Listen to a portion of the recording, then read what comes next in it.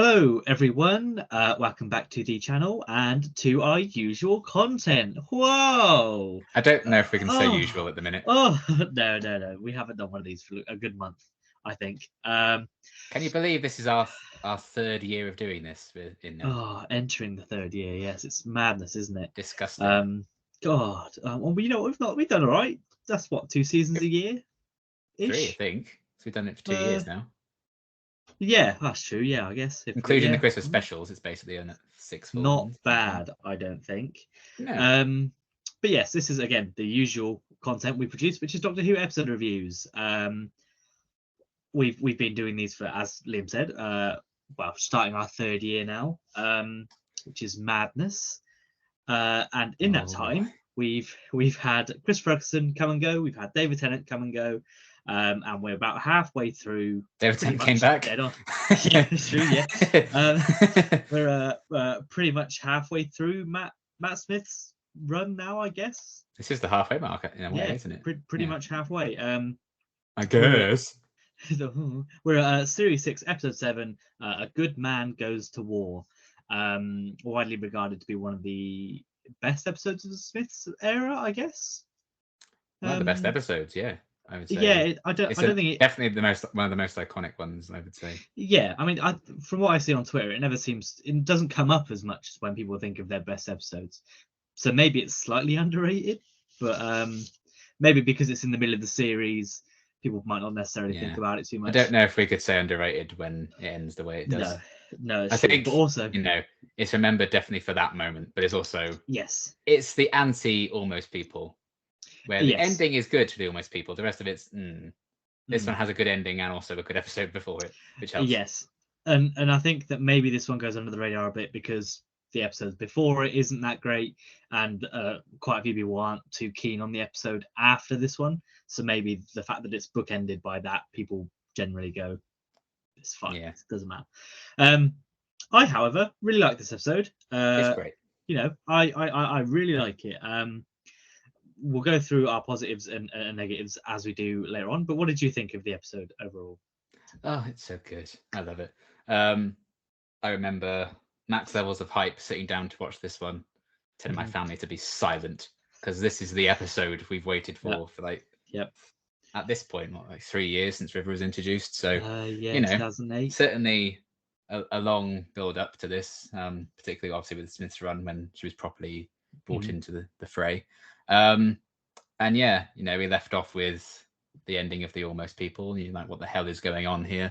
You know, we knew in the BBC's efforts to try and make this more appealing to America, you know, they did 2 parts for this series. So this was the mid-season finale, which is they do it again next series as well, don't they? They do even more so next series because it is across 2 years. Yeah. Oh boy. But that's fine because Jenna Coleman's in Series 7. So I can forgive it. But yeah, you know, it's kind of all building up to this. I think this was kind of hyped as this is where, you know, watch this one because this is when you're going to find out who River is. And yeah, I just remember trailers ablaze for this one. And I certainly felt at the time it lived up to the hype. And I think it still holds up really well now. You know, I think in many ways it's ahead of its time and quite current in regards to, you know, pronouns, thin, fat, gay. I think that's kind of an interesting kind of topic of conversation and very relevant to society today and how it's progressed. So, you know, I quite like that because you could see that's where the future would be heading. There's some really cool ideas in there about, you know, the Doctor and what he stands for to people. I don't want to talk too much about all my positives really, but a great set of characters to enjoy with this whole deal. And yeah, just a really strong end to the first part of the season, an amazing moment at the end that kind of has gone down in Doctor Who history, and quite rightfully so. I think it's a fantastic episode, definitely one of my favourites of this era and Doctor Who in general, I think. Yeah, I think that's definitely fair. Well, we'll get right into it. Normally we do 3 positives and 3 negatives. As always, we have additional extras, which I'm sure we will this week. Can't remember who went first last time. It was so long ago. So you can go first today.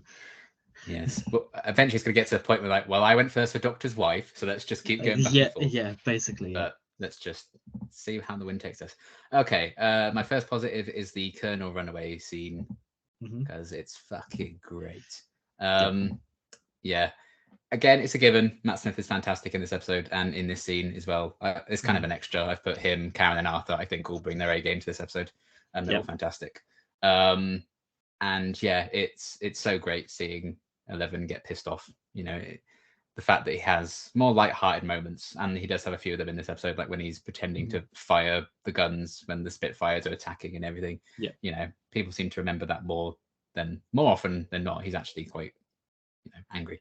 And I like that, he really kind of leans into that, and you see, pardon the pun, the power of the Doctor, and the influence he has over people, and just how easy it is for him to cause so much destruction and not realize that he's doing it. I think that's kind of what Davros tries to show him in Journey's End, with that whole montage of all the people who died for him. He just ignores it every time somebody's like, "Hang on a minute," he's like, "I don't know what you're on about." Actually, absolutely not. That doesn't sound like me. Gaslight. No, it's the universe that's wrong. Yeah, am I out of touch? No, it's Davros who's wrong. I mean, Davros is wrong. Mostly. But yeah, I love that entire scene, and you mess with the Doctor's best friend and look what happens to you. And yeah, how they kind of explore what the Doctor can be to the outside universe, and what a weapon he can be if you utilize him and manipulate him. Hence the idea for making Melody Pond the way she was. Yeah, I think it's a really interesting idea, and that kind of scene is kind of the crux of displaying that. I like that Vastra's there being like, "Oh, bitch, you crazy, calm down." That's a really cool moment as well. And yeah, Matt Smith's performance is phenomenal in that scene. I think it's one of my favorite single performances he gives in a single scene, along with the scene with him and Jonah from Game of Thrones last series when he dies. It's so good.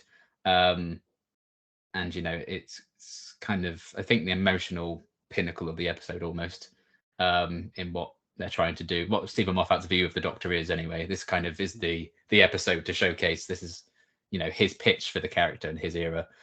And it's great. I love seeing the Doctor get pissed off like that. I think it's always a very powerful thing when the Doctor gets that angry, because people have fucked shit up. And yeah, performances all around are great. I like that you're kind of thinking, well, they've won at this point, but also there's still half the episode left, so this makes me nervous. So I like timing wise that is kind of paced that way, especially because it takes like 20 minutes for the Doctor to even show up in this one, which I really like it when they kind of do that. So it makes that scene super impactful as well, because he is this kind of force of nature in this episode. And then it's just this silly guy in a tweed jacket and a bow tie, and you're like, what the hell is this? And somehow it works, and that scene is just phenomenal. It's one of my favorite 11 moments, one of my favorite Doctor moments. And there's a reason why we don't get scenes like that very often, because everyone would die. And yeah, it's really powerful, and one of the most memorable moments of Matt Smith's run for me. I love it. Yep, I think that's fair. That scene is one of my additional positives as well, just because it's one of the standout moments, definitely of the episode and probably of the series, if not, again, Matt Smith's whole run. The sort of the fact that he doesn't just want to like defeat his enemy, but he wants to sort of ridicule them and embarrass them and leave an example. I think kind of shows the calculated nature of what he's of how he's gone about. It's very Sylvester McCoy of him. Yes, it has some elements as well of the Doctor's daughter, when Ten's like, be the man who never would, that kind of scene when he gets really pissed off and everything as well. So I like it when that happens.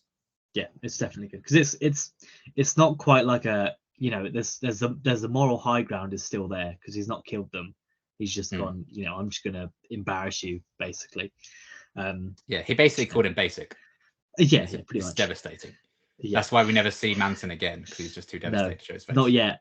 He'll be back. He's the villain. That's who Neil Patrick Harris is playing in the sequel. Yes, could you imagine? Oh, what a twist. They might be your additional positives, but my first one is Matt Smith. Pretty much for what you've just said is, I can't imagine a different Doctor necessarily being in this and it working, or at least a different actor playing the Doctor in this. Maybe that's just because all the different Doctors have different personalities, and it'd be tricky to think of it. But if you think of Series 5, sometimes you can be like, oh yeah, I could see the 10th Doctor in this role or whatever. But this is like the first series that they wrote with him, because they wrote early Series 5 thinking it might still be Tennant. Yeah, and I think for this one, for his performance in this, it's, as you mentioned, it shows sort of both of the sides of the coin, so to speak, how he can be manipulative and evil, dark, but then also pretty light-hearted and pretty, buddy with everyone. Yeah, and the fact that he can call on so many people to help him also shows the positives he has, even though he's faced with an army because of the other side of that. I think Matt Smith just delivers throughout, and he really shows why he went on to big things after this show. Why he was picked up by Hollywood after this show, I guess, is what I should say. Because, why House of the Dragon finally got it right and utilized it. Yes, because less said about Terminator Salvation. Genesis, is that the one he was in? Genesis. Which is okay. It's better than Salvation. Oh yeah, that's true. And Morbius. Never forget Morbius. He's far and away the best thing about that. He is. Shirtless dancing Matt Smith will live on forever, long after that man is dead.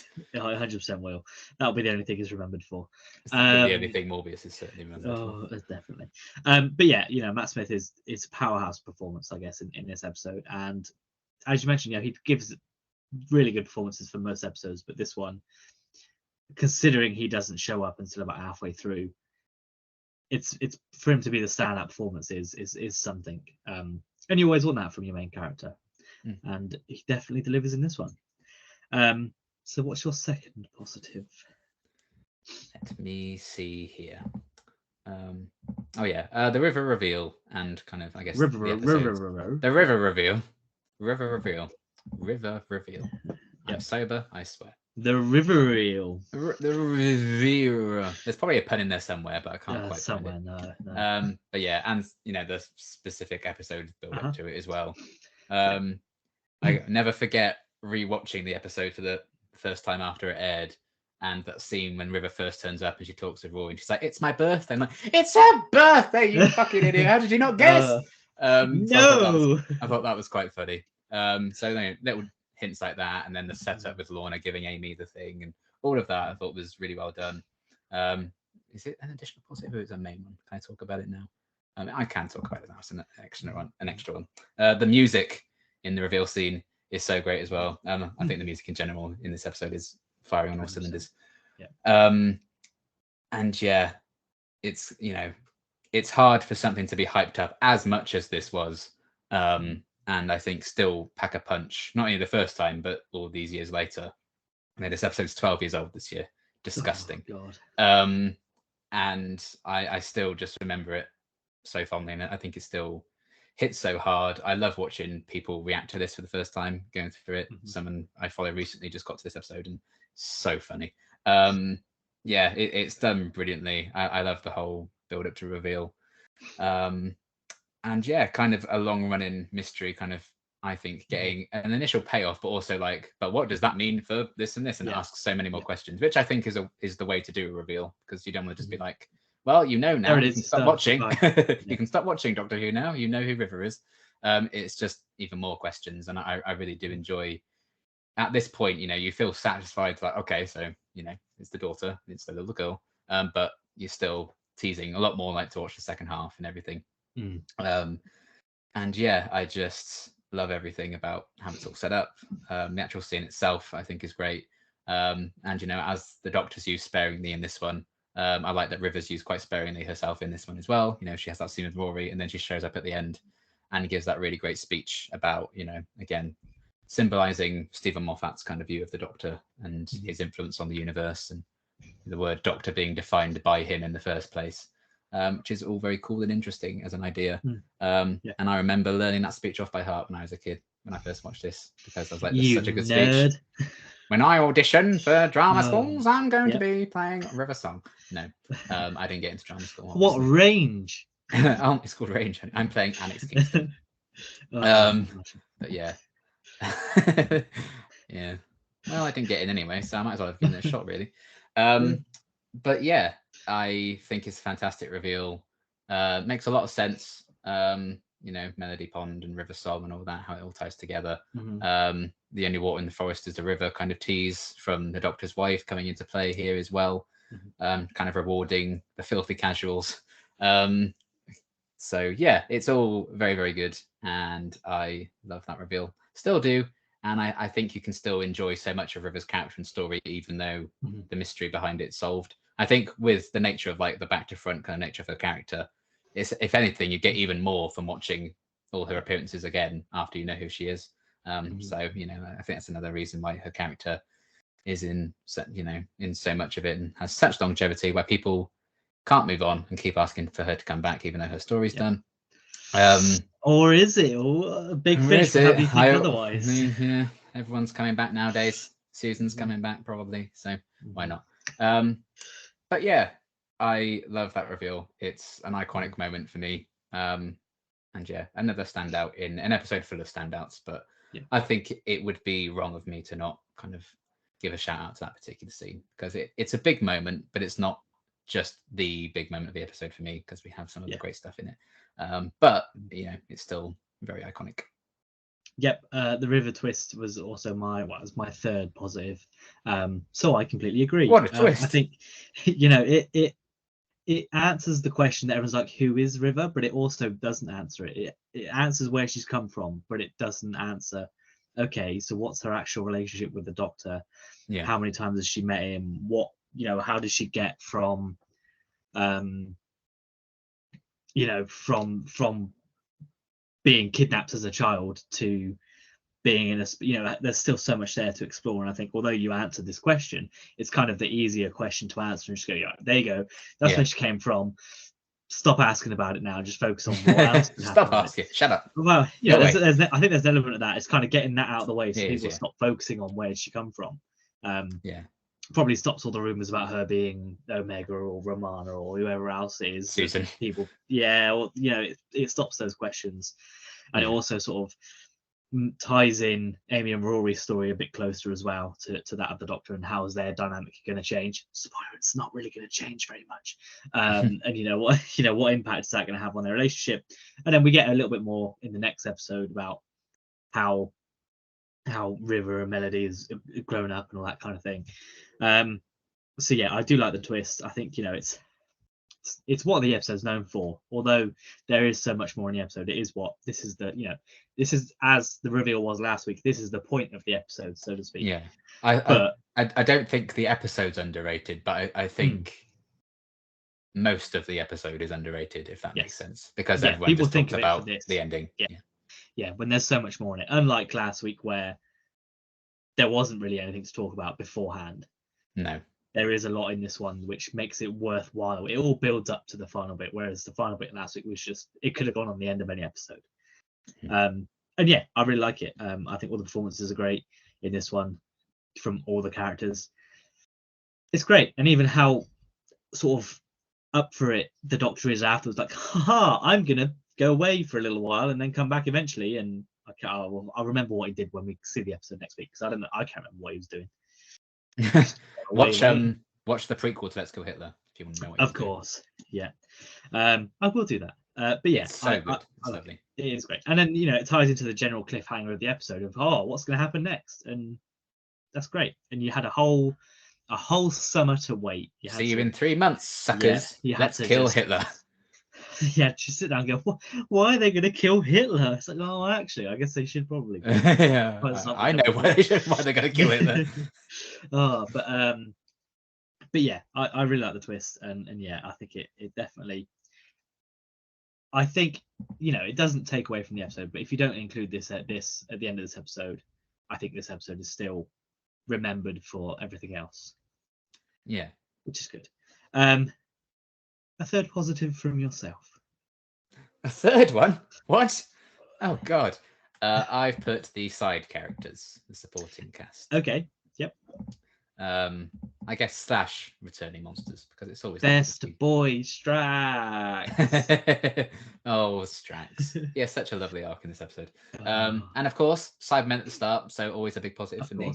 Yep. But like Jadoon, Silurians, you know, matey from Downton Abbey. Maldovori. Dorium Moldova. Dorian Maldover. Yes. That yes, guy. him. Dorian. Yep. Blue guy. Yep. Yeah, Mr. Blue guy. The pirates. Yeah. Pirates of Penzance. And Danny Boy to the Doctor. Yes. Don't forget Mark Gatiss has to have a cameo. But yes, I'm not really talking about them, obviously. I'm talking about the Paternoster gang, who are great. Obviously, this is their debut. I love the parallels between Strax and Rory, and like Rory, I'm not a warrior, I'm a nurse, and that cut to Rory, and he's like, oh shit, samesies. I love that. I think Rory is the good man in the Good Man Goes to War title, and I really like that. That scene kind of showcases that. It's a beautiful parallel, and I'm just like, oh shit, every time. And yeah, I know. I like that. There's obviously a fan outcry for Strax to be brought back, because he was they were all fan favorites after this episode, obviously. But I like that it wasn't just right. Let's just bring him back, and he's the same Strax. I like that they do kind of bring him back, but the cost is he's dumb as fuck now. So yeah, I really enjoyed the introduction to all those characters, and the fact that they have the same actors playing them in like the initial reveals. Like, oh shit, are we having bad Silurians? Are we having bad Sontarans? But I like the twist that they've kind of, in a way, been forced into goodness by the Doctor. Particularly the Strax, his punishment. I think it's a very fitting punishment for a Sontaran, which I enjoy. So they're all great. I like the two husbands, even though they're not really in that much. Particularly the guy who gets his head chopped off. He's really funny. He's trying his best. He was trying his best. Quite a lot of red. Hope it's not to hide the stains. It's so good. And then they kill him. It is. It's funny because it is. And yeah, I really like Dorian, to be fair, as well. He has a lot of funny little bits in this. But yeah, Vastra and Jenny, I really, really enjoy. And kind of hints of their relationship and stuff. It's just a cool way of including characters to show how big the Doctor's world is and how much we don't see. So I like what they stand for, but also as characters, I think they're really fun and interesting. And I think their chemistry and Matt Smith works well enough. And you think, why, these two have kind of interacted before and they have a bit of a history together. So that's all very good. I mean, Madame Kavarian's just kind of there. But she's perfectly sinister in her own way, even though the actress is horrible. In her 3 scenes she's in. She's not in much. She's on a screen twice. Yeah, that's about less is more with Eye Patch Lady, because what else is there to her, really? It's true. So yeah, I really enjoy all the side characters, whether they brought them back for this episode or brought the actors back to play someone new. The idea of the Doctor assembling an army, again, it's not a concept you can do that often, because you don't want there to just be no stakes for anything ever. This is a great way of doing it, and it showcases how much Amy and Rory and Melody mean to the Doctor. The fact that he's willing to go this far for them and all of that. So in terms of what the characters stand for and what they're used for as well, it's just great. But all of them, I think, are really cool. And the idea that, the Doctor thinks everyone's important. And the idea that people like Lorna, who I really liked her, the tragedy of her arc, I guess, also then thinking that the Doctor pretends to remember her, but actually doesn't, because there's so many people like that he's just had to leave behind in his life and leave destruction in his wake, and he can't look back. All of that, I think it's really well done. And yeah, I just very much enjoy having a good cast of supporting characters. I think it does help rewatching it, knowing that, like the Paternoster gang, we see more of them again. It's like, oh, it's nice to see where they all started. And again, River's quite sparingly used in this one, which I think made a lot of sense, obviously, because timelines and shit. So yeah, great cast of supporting characters in this one. Probably also aided by the fact that it's a Silurian and a Sontaran. People then just recognize, oh, it's one of those, and that probably makes you kind of care about them a bit more than maybe if they were just aliens we hadn't seen before. So that's probably why they did it, to be honest, because they also just have the makeup ready to go at any moment, and they have the actors on speed dial. So yeah, I really enjoyed the supporting cast in this one. Yeah, I think also, there's the unique, we don't have many alien companions in New, well, we have none in New Who, and to have sort of these be on the Doctor's side, it sort of adds that sense of importance, I guess, and sort of universe building that's universe wide, that he can just call on these aliens, so to speak, and that will come and help him, and it's not just from Earth. I think that's, even though I mean, Vasher is from Earth because but you know what I mean. The Jadoon and the Sontar. Yeah, exactly. But yeah, I also, they're not on my list, but I do really like them. Everyone is great. But speak about the pirates because they're just there to be like, aha, we've got ye ship, and they're there because their episode was pulled forward, so they're like, well, it makes sense to have them be here. Yes, and yeah, I mean, I always get confused about where we're meeting the Paternoster gang, whether this is the start or the end, because it's never sort of, I don't think it's acknowledged where it fits, because for all we know, this is the end of the gang and Strax is dead. No, they do mention that Strax died in the Snowmen, so this is the first time. Oh well, there we go then. I will bring this back in the Snowmen. Cancel him. So I don't really watch that. Well, I mean, the Snowmen's a Christmas one, so I don't really watch it outside of Christmas ones. So fake fan. Get it. Except for the mind worm. Remember that scene? That's the only scene I remember. I can't. But yeah, I mean, either way, I think it's great. I think I do like the Paternoster gang. I think a lot of people called on them a bit after series 8, series 7, series 8. No, series 7, because they were in one episode of series 8, and then that was it. Yeah, they're gone. So I think people were sort of had enough of them. Maybe people were overexposed to them by the end of series 7. I still see people calling for the spin-offs now and the Big Finish and stuff. And they did do a Big Finish run, to be fair. I would take more. I think we've been away from them long enough to I never been like we needed to see them all the time. Like I was happy with what we did. And when Capaldi took over, it's a new era. You want to have new recurring characters like Missy. So 100%. I mean, it's classic Doctor Who fandom that can't let things go. Yes, you're not wrong. But I would also love to see the back. So if we can make that happen, that'd be great. Thank you. Well, there's plenty of Big Finish for you to listen to. No, yes, you are not wrong. There is, but my bank account won't let me do that. So yes, and also your attitude towards Big Finish. Yes. Hey, I'm all for him. I'm all for him. But there's just too much. I saw there's so much. It's overwhelming where to start. They tweeted out the other day like, "Oh, should we put a good jumping on point button on our things?" I was like, "Yes, that's a good idea. Yes. Don't ask people, do it." I was like, "What are you?" Of course, but never mind. So my sort of third and final main positive is just the whole sequence before the title credits. Oh yeah. It builds up and it builds up, and it makes you think it's going to be the Doctor that's coming to save Amy, but when in actual fact it's Rory, and the Doctor's sort of just helping out by making a point. I think Rory's a standout in that whole sequence. It shows that he's come a long way from the man that we met in the 11th hour, and I really feel like this is now we're at end game Rory. I wouldn't say he necessarily changes from this point onwards. No. I think this is now peak Rory. This is who he was meant to be. Yes, and I think this whole pre-title sequence just shows it. The cool calmness of this dorky guy has just sort of come through now, and it's great. And Arthur Darvill does a great job of portraying this. And again, he's similar. He's got such a range he has to show in this episode, and he does it very well, just as well as Matt Smith. He's dressed as a Centurion for the entire episode, and you take it seriously. Well, that's it. Yeah. What a man! No, exactly. You would think it wouldn't work, but throughout the whole thing, he's great. And then just when the whole Sideman fleet blows up, and they all look at him like, "Oh my god, what are you doing?" He's like, "I love that." Can I help? They have blank expressions, but you can tell exactly like, "Oh shit!" It's so good. Exactly, because it also makes the Sidemen take him seriously, because they're just ignoring him, being like, "What? Where's the Doctor? What is he? What's he doing?"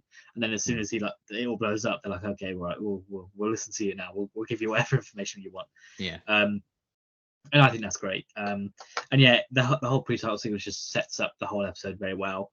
And yeah, it's hard to give a better pre-title sequence, I think, to be an intro to an episode. It establishes everything fine. This could have been the first episode back after the cliffhanger of the mid-season break, and it wouldn't have made much of a difference, because it's great.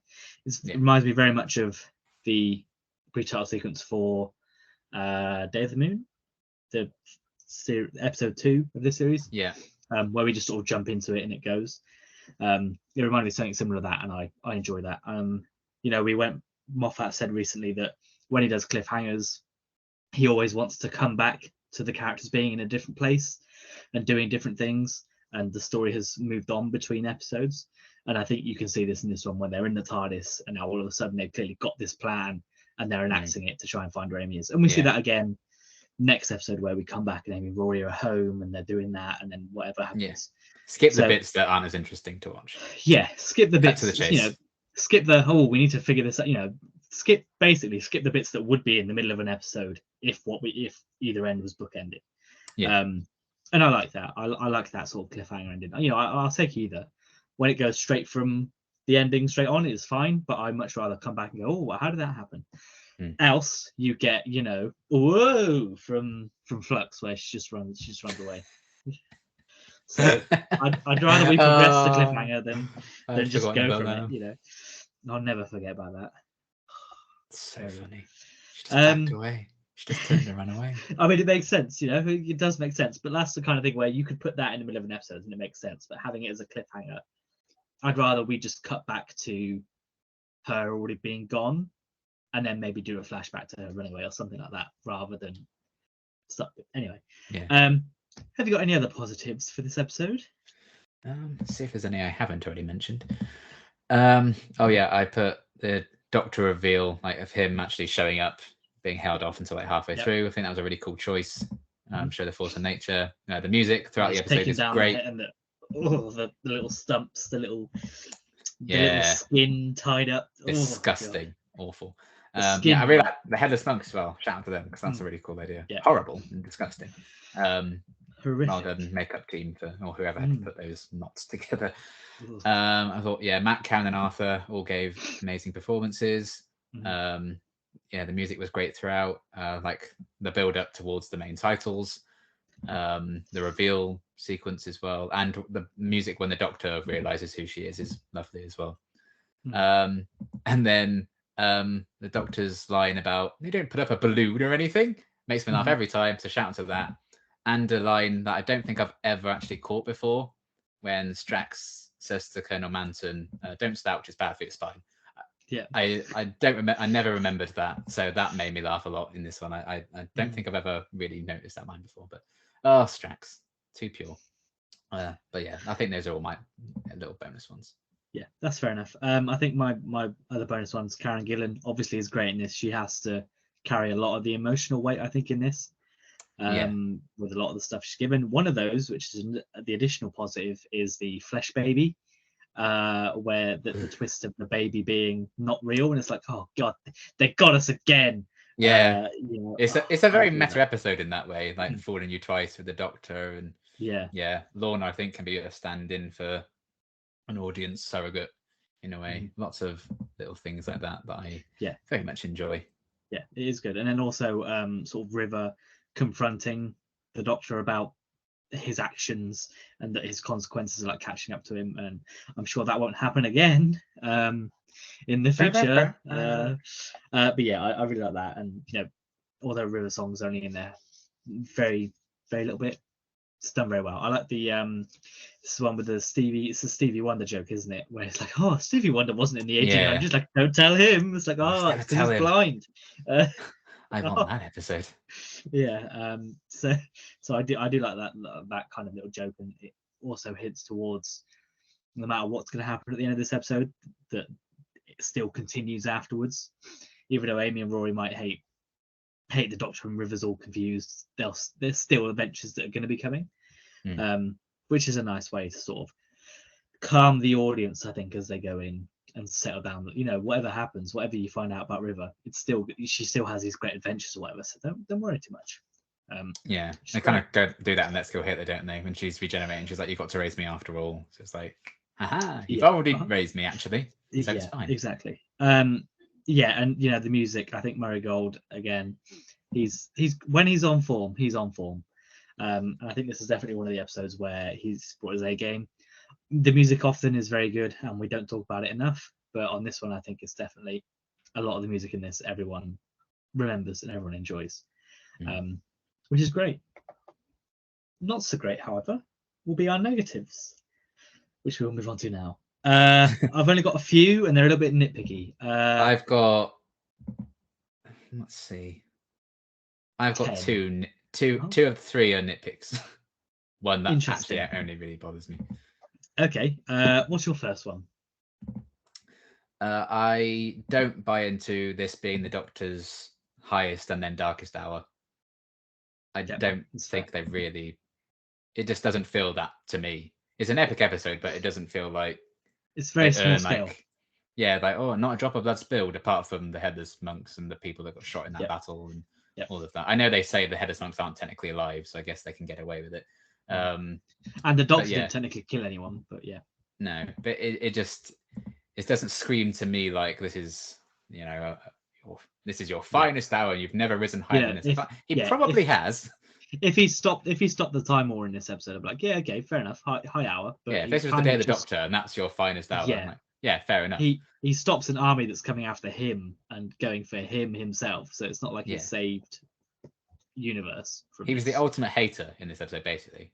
From the people who kidnapped his best friend, and then like, this is your finest hour. Yeah, is it? Hype him up, babe. Yeah, and then you'll fall so much further. I'm like, will you though? You just got tricked again. Like, yeah, it's unfortunate and it's silly man. But I would say maybe wiping out his entire race was a pretty big blow for him, but apparently not. But yeah, it just the stakes in regards to that, I don't think the episode really sells that and like earns them saying that was his highest hour and he's going to fall so much further. So I don't think you really get that impression. I don't think that's what happens anyway. But it's still enough of the episode that does hold together and does work. But for me, I'm like, obviously that will work for some other people and they buy into it for whatever reason. But for me, I'm just like, I'm not really sure you've earned the ability to say that. Yeah, I think that's fair. It's not one of my ones, but it's just like I think for me it's like a throwaway line where I'm like, it's fine, whatever. It's in the context of his life. It's a Doctor Who thing where every series finale is the greatest threat the Doctor's ever faced, and they say that about every episode. So yeah, definitely. My first negative, like I said, these are all nitpicks. Is that the Judoon are pretty pointless. They show up and go, and then I don't think they're ever seen again. And they escort them all out and off they go. Did the Judoon do that though? I'm pretty sure you only see the Silurians going, come on, let's leave. I think they're the Judoon as well. I know they're mentioned. If not, then either way.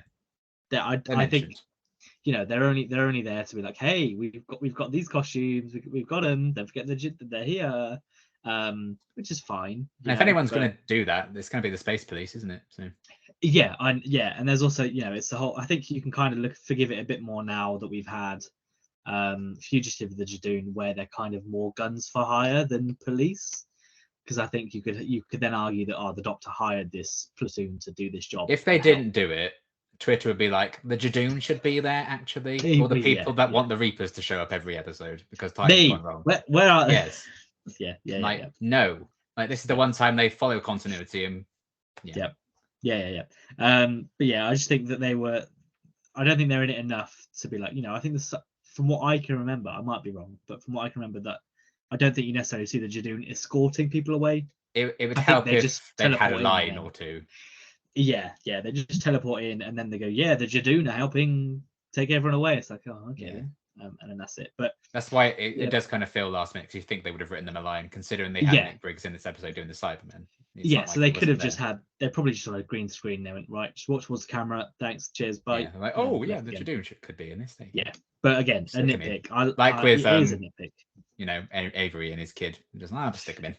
Yeah, exactly. They're here. Let's stick them in. I like seeing them, and it's great that they were reusing this, but I would have liked. But you didn't like seeing them. Yeah, I like seeing them, but I wish they could have done more. They will one day. They certainly will. So much more. So, what is your second negative? This is so petty and so nitpicky. It's always bothered me because it just makes no sense. It's just a waste of time. But it's the ending where River is building up to telling Amy and Rory who she is, and she's like, the TARDIS translation matrix takes a while with the written words. You have to concentrate. And Amy's like, I still can't read it. She's like, that's because Gallifreyna doesn't translate. Yeah. Yeah. Tell her You that could be then. more Like, what's the point? specific. Yeah. Like, if it doesn't work, then why make her try? Like, it's just I guess cruel. she's probably just just makes no thinking like, sense. oh, she's clearly looking at the thing in the cot, not the cot itself. Oh wait, she is looking at the cot. Or actually, by the way, but Just it yeah. makes no sense for her to say. Just cut straight to the chase. Like, come on, Yeah. River. It's already 3 minutes over runtime for this episode. Yeah. Get to it. But yeah, it's always bothered me because it just makes no sense. But again, that is a very, very nitpicky thing. And you can see the standard of my next positive or negative, even considering what that one was. Yep, So, fair enough. My next negative is the Silurians are too easily killed by the monks. They just go bat, and then I'm like, what? So this group of the Paternoster gang could last longer than a platoon of Silurians.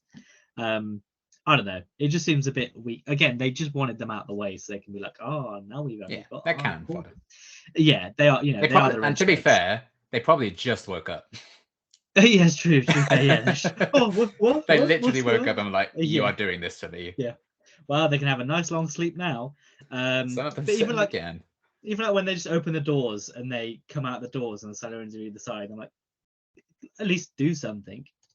Show that you're, competent in some form. But they're stormtroopers in this one, basically. Yeah, because they're supposed to be like a good. Well, these ones at least are supposed to be warriors and a warrior race, all that kind of thing. But it kind of makes sense that Strax lasts a while because he is a warrior race. That's what he's effectively bred to do. But to have all of these supposed, this army of Silurians just sort of wiped out easily. I suppose they've only really thought human armies before. That's true, yeah. Maybe their tech is actually really crap, and they go outside. They're from 2010, and they're fighting these armies from the far future. I guess they would get their asses handed to them. Yeah, well, I mean, their tech won't even be from 2010, will it? Not a drop of blood spilled, everyone. Except for all the Silurians.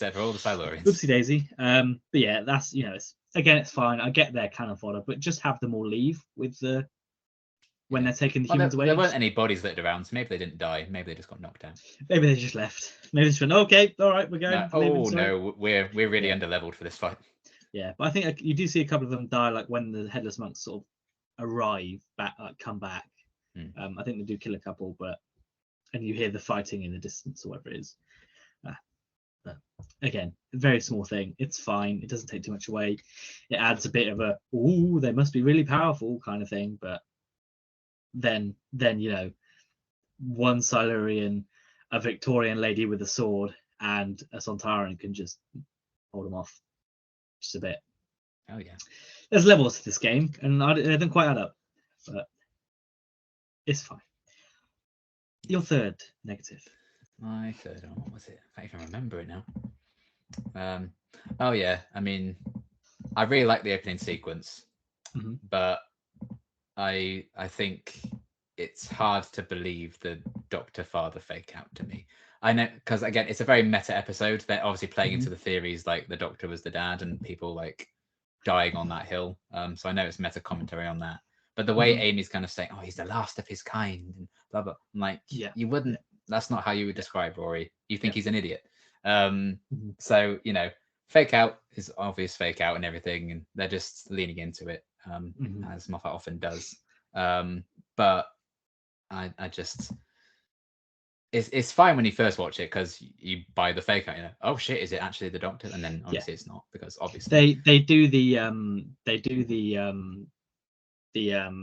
speaky thing again from Day of the Moon. That's what it is. It's that. And then again later in the episode, he's like, "It's mine. The cot's mine." Cot, yeah. Like, you've done it twice in the same episode. Now just stop. We get it. But yeah, it's just, again, it doesn't really bother me, but it's something that I can roll my eyes at. And like, why are we still doing this? A series and a half into this, like, she chose Rory. Let's move on.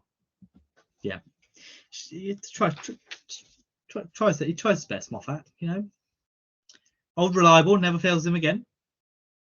I mean, he is my favorite Doctor Who writer, so I don't know if it happens again. I guess we'll find out. I'll keep an eye out in case he plays the same. I think this is the last one. Time. It must be, because there's no other way they can. I mean, we don't really have much of Rory naming left, to be honest. So. No, and like I said, now we're at peak Rory. There's no real way where he'll be like, he'll think it's not him.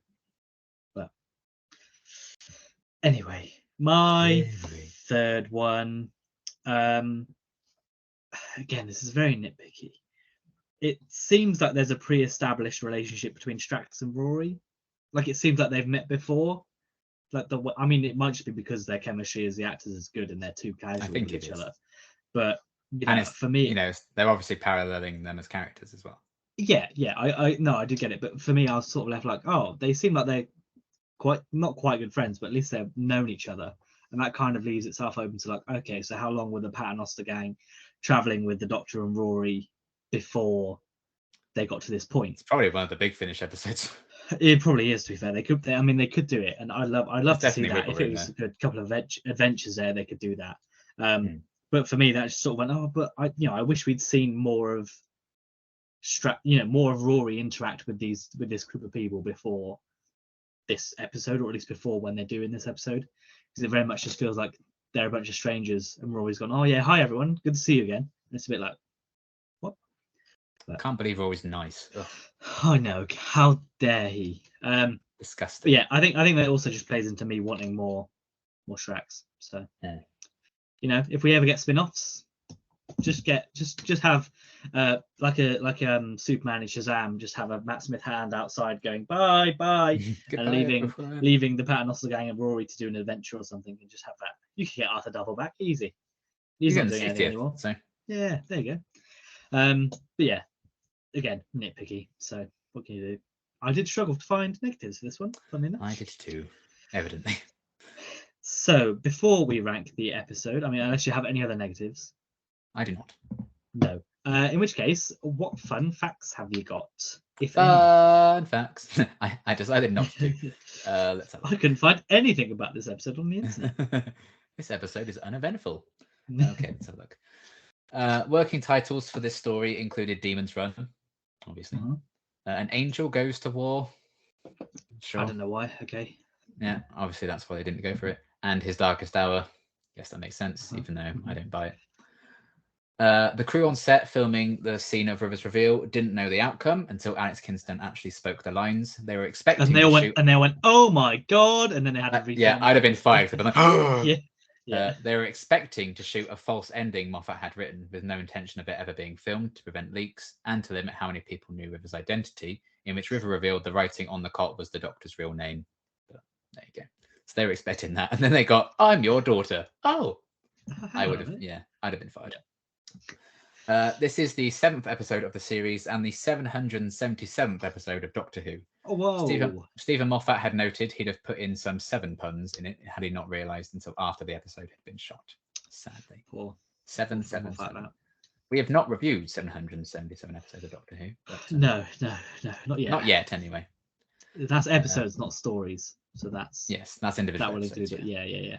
God, it's too many. There's too many. Because I know, I think Time of the Doctor is the 800th episode of Doctor Who. Oh, right. Nearly had the 50th be the 800th, but never mind. So close. So close. Yes, so far. Despite a credit for the creation of the Ood featuring in the credits, no Ood actually appeared in the episode. It was later revealed a scene had been cut for time that featured Ood Sigma helping the Doctor's army, which would have been nice. That would have been nice. That would have been very sweet. But they credited him anyway because I guess they filmed it and it was scripted. So yeah, fine. The idea that the word Doctor derives from the Doctor himself is a long-held headcanon from Stephen Moffat dating back to online chats from 1995. Which recently resurfaced on Twitter a couple of weeks ago, I think. Yeah. Absolute baller move to like Chibnall did exactly the same thing. I would do exactly the same thing. Why the fuck not? You would, wouldn't you, if you were in charge? Absolutely. I don't. What I thought was always canon. I am correct. I was always right. Yes. Am I out of touch? Moffat wanted to use Captain Jack Harkness in this episode, but John Barrowman was in America filming Torchwood Miracle Day. Probably worked out well in the end, in retrospect. Unconfirmed plans indicate he may have been decapitated by the Headless Monks in Dorium's place, an origin for his transformation into the face of Bo, which would have been. Yeah, I've always thought that, and it would make sense if that's how it happens. And the fact, the scene in. Is it the start of this series where River has that scene with Dorium and she the vortex? She has the I feel like this probably was supposed to be Jack in series 6, but they just replaced him with Dorium. Yeah. But, again, in hindsight, hey, they could still do it. They could, it's an easy way to get John Barrowman out. True. Just be like, oh well, he was killed actually. He's now a headless monk. Here he is, and it's just a doesn't headless show monk. up again. Just have the headless monk. Just don't even have the head. Just be the body. Yeah, this is definitely Captain Jack, and he's just moving around like that. He's just shagging someone in the background. Oh, there's Jack. Dear. This is. Oh, I need to get that image out of my head.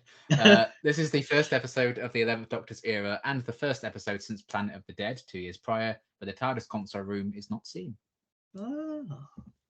Wow. What a twist. Wow. This is the first time River appears in an episode without saying, hello, sweetie. Finally. God, bloody catchphrases. Phase them out. It's time. So glad they're not. To be fair, they did. Yeah. The Series 1 and 2 version of the Doctor's theme is used when the Doctor and Vastra talk about a Time Lord being used as a weapon.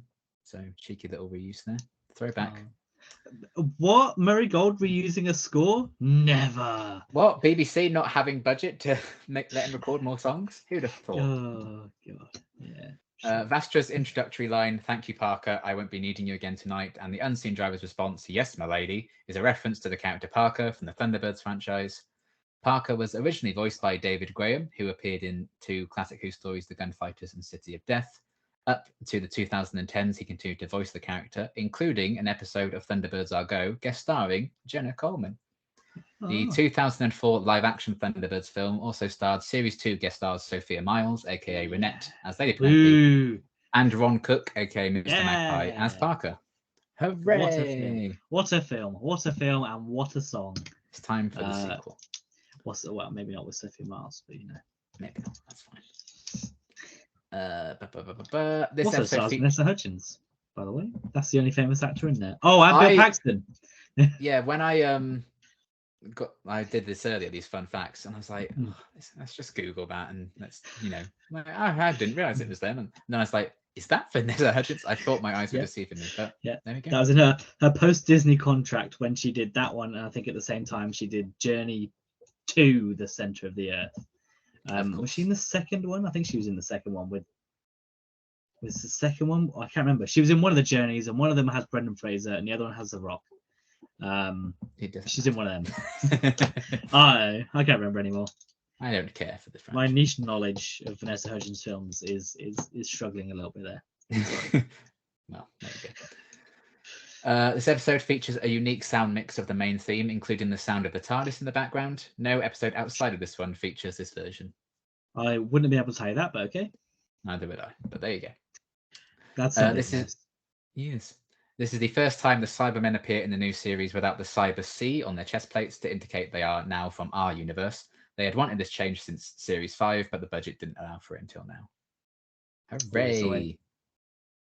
Clinging onto those designs for goddamn They couldn't just get a bit of sandpaper and go. Yeah, just chiseling it off. Yeah. And then finally, this episode solved a long-running fan debate over whether the Doctor was speaking Gallifreyan that had always just been translated all this time, which is dumb anyway, because he was speaking English to Rose before she even stepped in the TARDIS. So I don't know why people thought that was the case. But there you go. It shut them up, didn't it? So there we are. It definitely did. Lovely fun facts. Out of 10, what are you giving this episode? It's a 9 from me. It is also a 9 from myself. Ah, look at that. We're agreeing on the first one back for a new year. Who could have guessed? I can't wait for that to continue forever. New year, new us. Look at us. Yeah, I just think it's neat. I just think it's neat. Yeah, I mean, this is a good episode.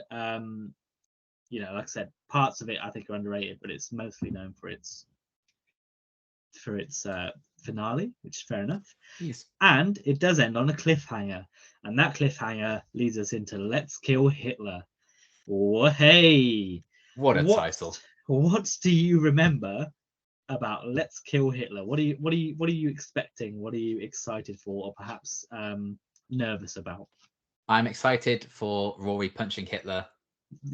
Shut up, Hitler! Touches people twice. So yeah, I love that. We get to see a Rose hologram.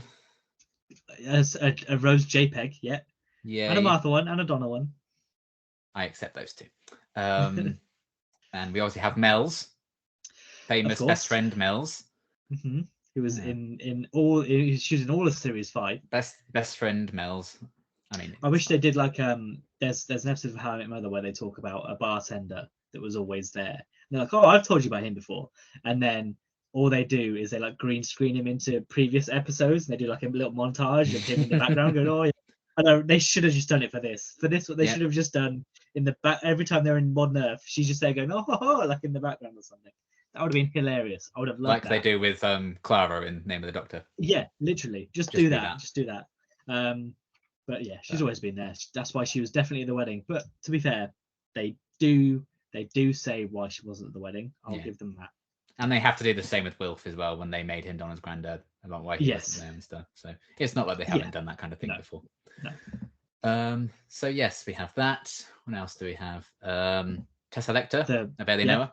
Tentacle people, antibodies. Yep. What else? Oh, hello, Benjamin, and all of that stuff. Mm-hmm. I like this episode. I like the origin of River and how it all plays out. I know it's very divisive, but when isn't Doctor Who divisive? Certainly nowadays. So why not write the story you want to write?